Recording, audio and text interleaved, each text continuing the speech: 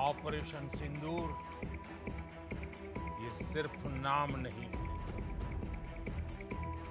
ये देश के कोटि कोटि लोगों की भावनाओं का प्रतिबिंब है। 6 मई की देर रात, 7 मई की सुबह पूरी दुनिया ने इस प्रतिज्ञा को परिणाम में बदलते देखा। आतंकियों ने सपने में भी नहीं सोचा था कि भारत इतना बड़ा फैसला ले सकता है। आतंकियों ने हमारी बहनों का सिंदूर उजाड़ा, इसलिए भारत ने आतंक के ये हेडक्वार्टर्स उजाड़ दिए। पाकिस्तान घोर निराशा में गिर गया था, हताशा में गिर गया था, बौखला गया था। दुनिया ने देखा कि कैसे पाकिस्तान के ड्रोन्स, पाकिस्तान की मिसाइलें भारत के सामने तिनके की तरह बिखर गई। साथियों, ऑपरेशन सिंदूर ये सिर्फ नाम नहीं है।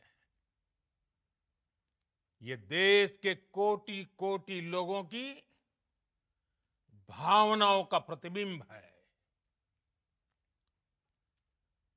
ऑपरेशन सिंदूर न्याय की अखंड प्रतिज्ञा है।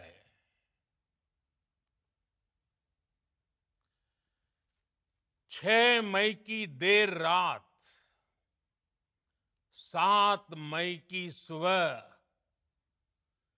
पूरी दुनिया ने इस प्रतिज्ञा को परिणाम में बदलते देखा है।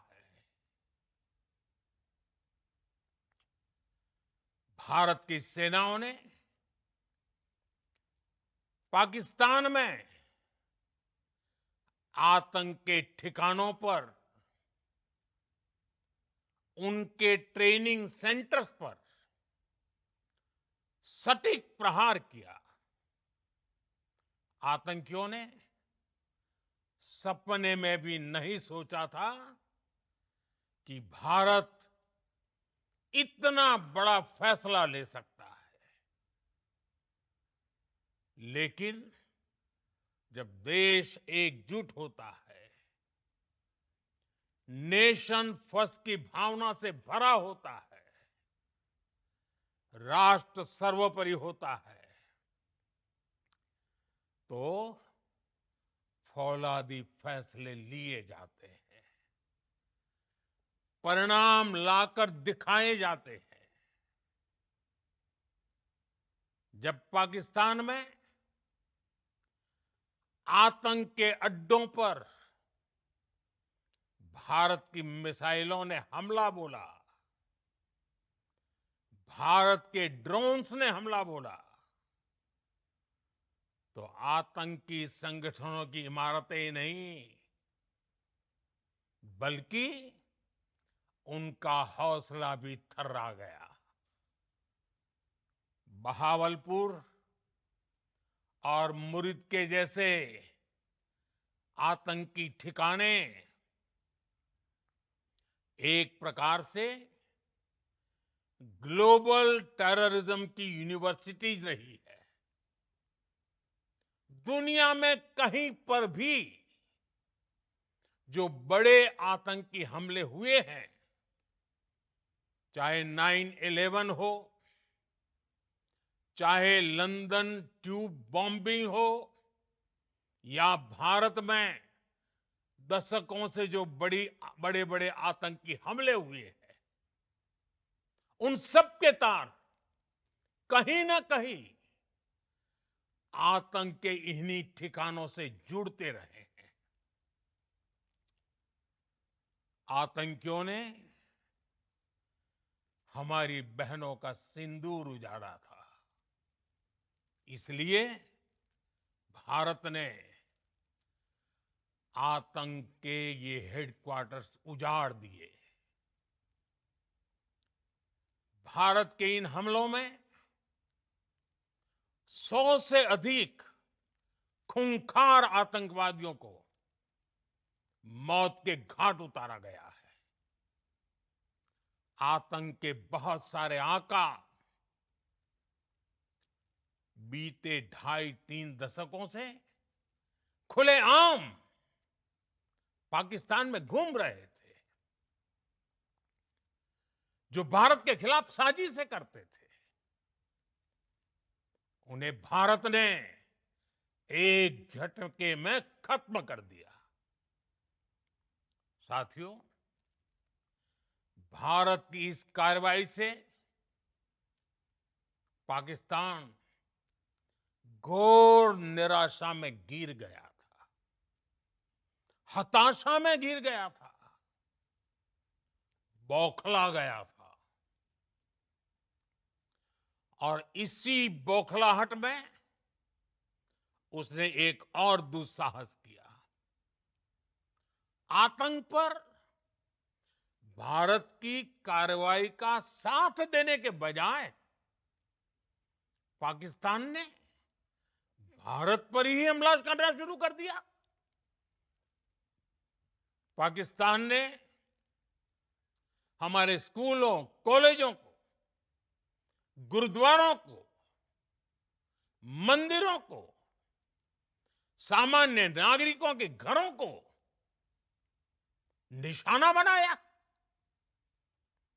पाकिस्तान ने हमारे सैन्य ठिकानों को निशाना बनाया।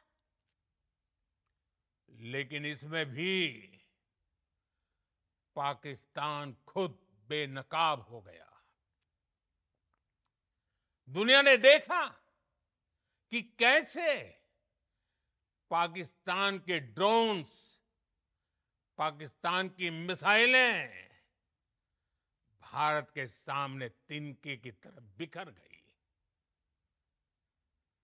भारत के सशक्त एयर डिफेंस सिस्टम ने उन्हें आसमान में ही नष्ट कर दिया।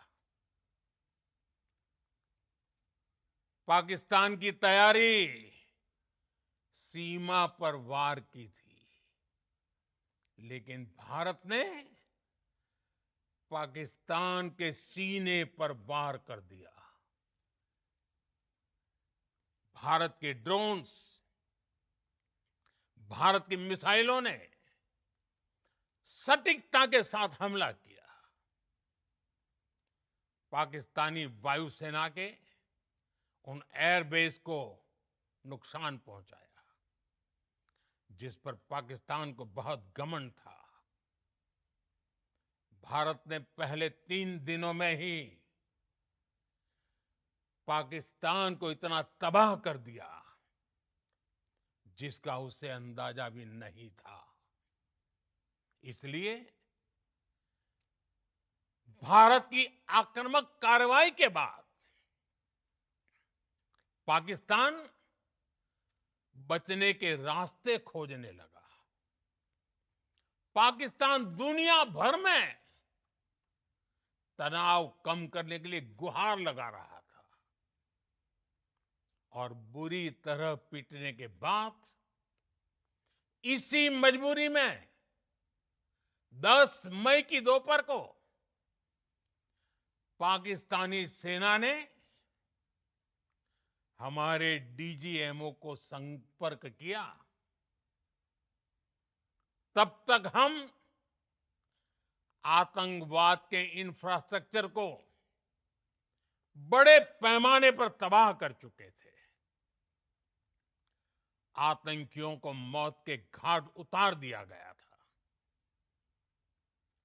पाकिस्तान के सीने में बसाए गए आतंक के अड्डों को हमने खंडहर बना दिया था। इसलिए जब पाकिस्तान की तरफ से गुहार लगाई गई, पाकिस्तान की तरफ से जब ये कहा गया कि उसकी ओर से आगे कोई आतंकी गतिविधि और सैन्य दुस्साहस नहीं दिखाया जाएगा। तो भारत ने भी उस पर विचार किया। और मैं फिर दोहरा रहा हूं, हमने पाकिस्तान के आतंकी और सैन्य ठिकानों पर अपनी जवाबी कार्रवाई को अभी सिर्फ स्थगित किया है। आने वाले दिनों में हम पाकिस्तान के हर कदम को इस कसौटी पर मापेंगे कि वो क्या रवैया अपनाता है।